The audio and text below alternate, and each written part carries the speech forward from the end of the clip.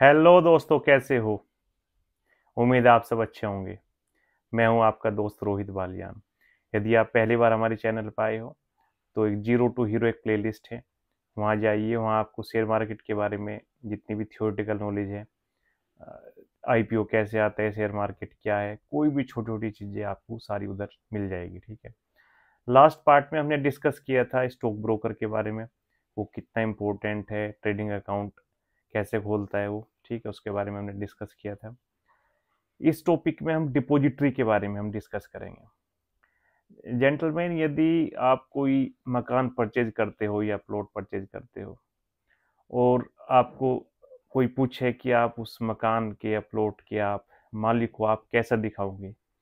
तो जाहिर सी बात है, उसकी रजिस्ट्री आप शो करोगे कि भाई रजिस्ट्री आपके नाम है तो आप उसके मालिक हो।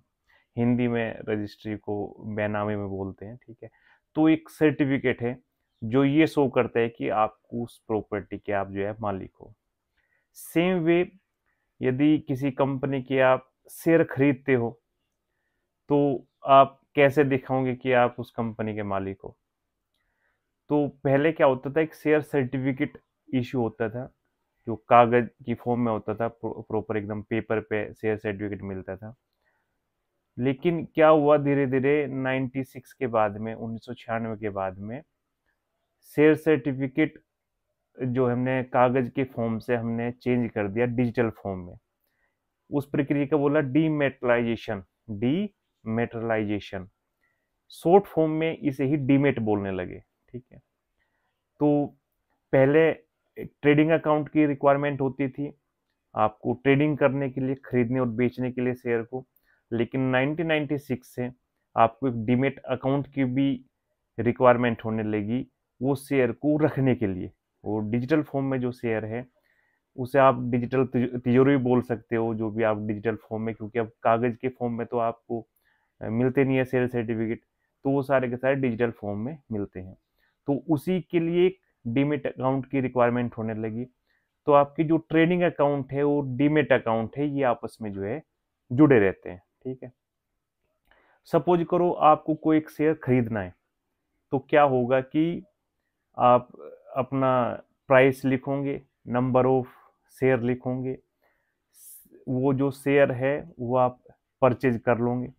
यहाँ तक आपका ट्रेडिंग अकाउंट का यही काम खत्म हो गया। आपके डीमेट अकाउंट में जब वो शेयर आएंगे तो वो डीमेट अकाउंट में आएंगे। सेम वे, ट्रेडिंग अकाउंट का काम केवल खरीदने और बेचने तक ही है। जब वो सौदा कंप्लीट हो जाता है, उसके बाद में जो शेयर आपके अकाउंट में आते हैं वो आते हैं डीमेट अकाउंट में। भारत में डीमेट अकाउंट की दो ही कंपनियां हैं बेसिकली, जो डीमेट अकाउंट प्रोवाइड करती है। उनमें से एक है NSDL, national security depository limited, और दूसरी है CDSL, central depository service limited. दोनों की सर्विस एक जैसी है और दोनों सेबी के रूल के तहत ही काम करती है। तो आज के टॉपिक में हमें बेसिकली डिपॉजिटरी के बारे में सीखने को मिला हमें।